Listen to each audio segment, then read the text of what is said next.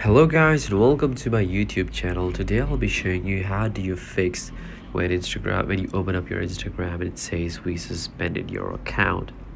Now, why was your account suspended in the first place? Now, in this screenshot you can see that it was probably because your account did not follow the community guidelines. So maybe there was a problem in the verification of the account. Maybe Instagram might have noticed a suspicious activity on your account, and that is why they disabled your account.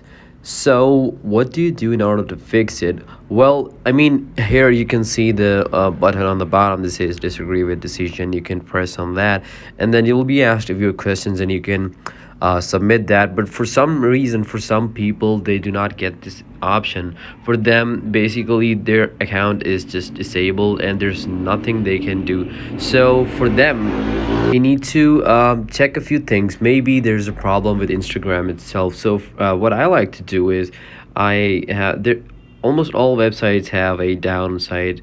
So for example, if we go to Instagram down, we can go to down detector, and then we can see if Instagram is working, and people report their problems, and sometimes there can be an insane number. So if the number is insane, then that is a good sign, because that means that there's actually a problem with Instagram.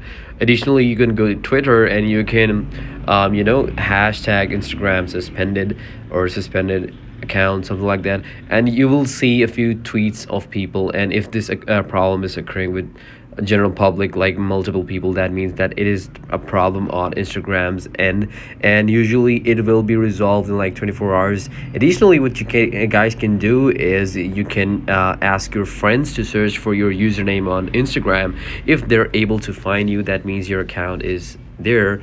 And one more last thing to do would be to just delete the app, restart your phone, and then check if the Instagram is working. So that is pretty much all from this video. I hope this video was helpful, and I'll see you in the next one. Thank you.